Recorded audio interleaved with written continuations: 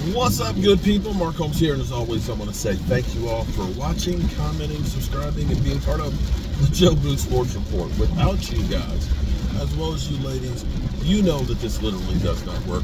You know, sometimes my wife says to me that I could literally talk to a brick wall because I just like to talk. You know what? That's why we got the red brick house. I got lots of walls to talk to. And she has caught me talking to the walls. It's okay until you start hearing them answer back. When I start hearing them answer back, that's when it's time to work. So this video may be one of those where I'm talking to a brick wall because it's about the Eagles. You know, it used to be I would do content about the Eagles because they were always here trolling me. You know, so I was like, okay, if they're going to come in, you know, I appreciate the views and the likes or the dislikes and stuff because they're helping the YouTube algorithm. So at least let me give back to those guys and thank them. Now, I don't think I'm going to have too many more Eagles. Now, there's the hardcore ones, the Logan Motorsports, the Linda, the Twiz Digga, Philadelphia. He's just happy he's got a friend. You know, we all know. You know, so shout out to those, you know, Philly D, all of the true green Eagle fans that still show up when their team stinks. But I can't believe how things have changed so quickly. Now, I've called Nick Sirianni, he looks like a vampire. Sometimes, and maybe it's just as he hasn't had enough sleep and stuff, and, you know, working hard and everything else, and, you know, he doesn't get out and get a lot of sun, but he sometimes looks like, I want to suck your neck, I want to suck your neck, I'm sorry, he just does. And it may be because he lost his coordinators, he's got more work to do. But the thing about it, and this is why the Eagle fans used to love Nick Sirianni when they were winning, because he's got that whole mentality of a loudmouth that's always going to be in your face. I mean, this is a guy who, as a head coach, wore a beat Dallas shirt. Now, Eagle fans, they love that. Oh, yeah, but they got their ass handed to them.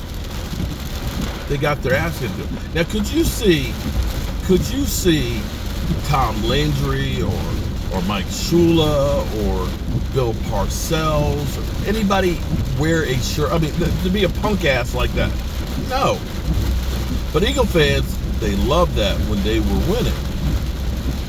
The thing is, this is what I hear. This is what I hear from, you know, putting together from Jim Sports and what I've talked with Philly 500 about, is that Nick Sirianni, that there's a whole lot of things that go on that you don't know about.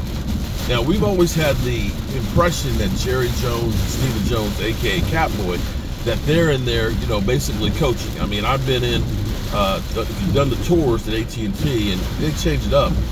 If you've been into the GM suite, which has an elevator that goes down to the Jerry Jones entertaining suite, it's a smaller, more intimate one. And there was a phone that went down on the field that they would call Jason Garrett stuff with. Now, I don't know if that phone is still there.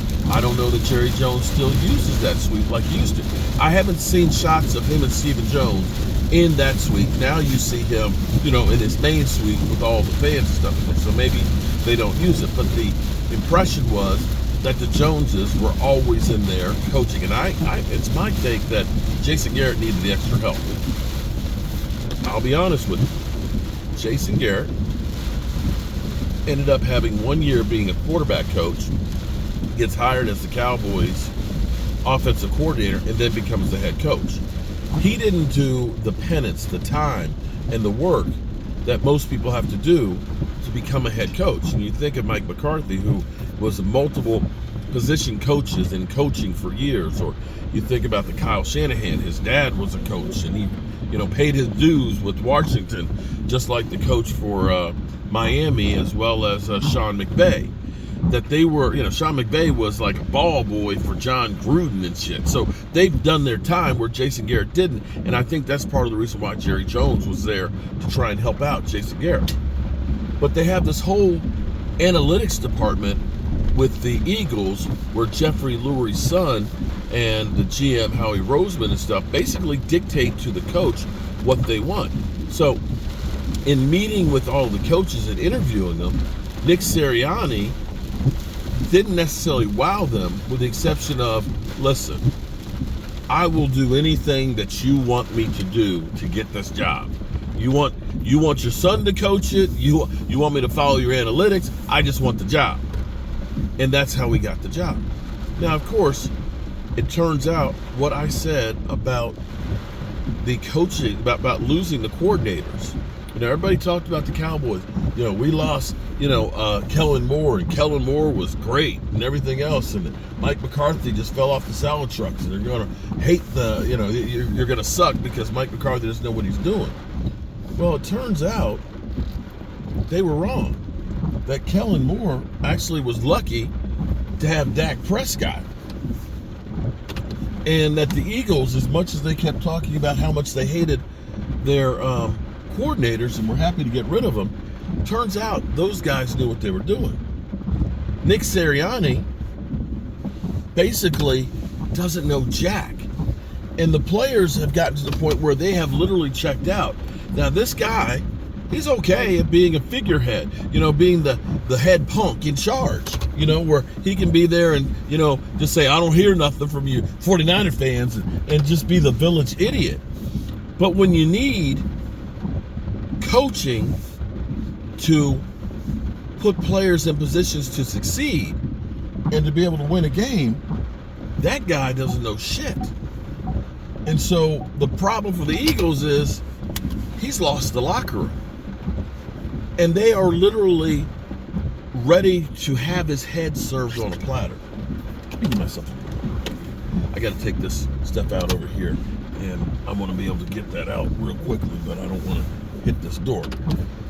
They are literally going crazy and cannot stand Nick Sirianni. I think they hate Nick Sirianni more than we do. In fact, I'm not so crazy about this because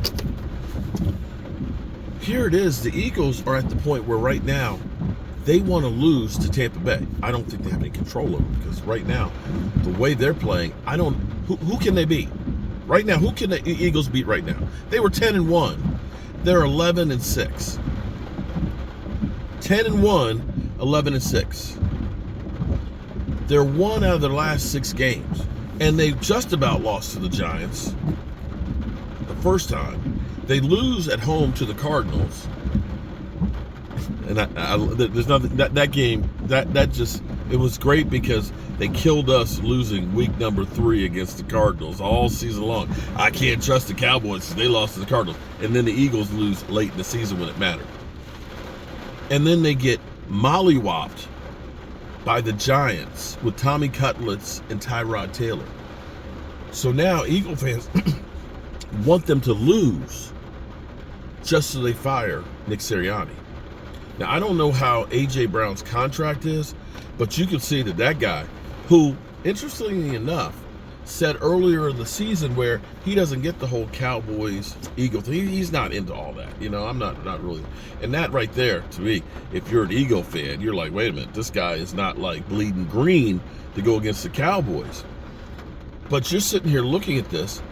There are people who want to get rid of Jalen Hurts' contract.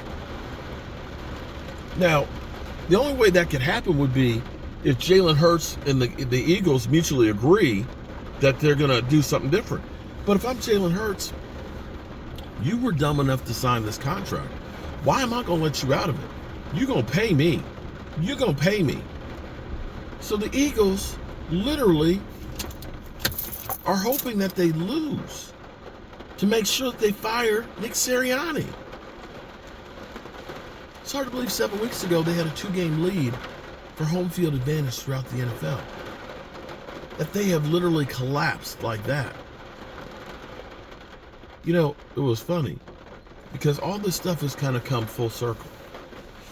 We heard all offseason how the Dallas Cowboys screwed up by letting go of Kellen Moore as their offensive coordinator.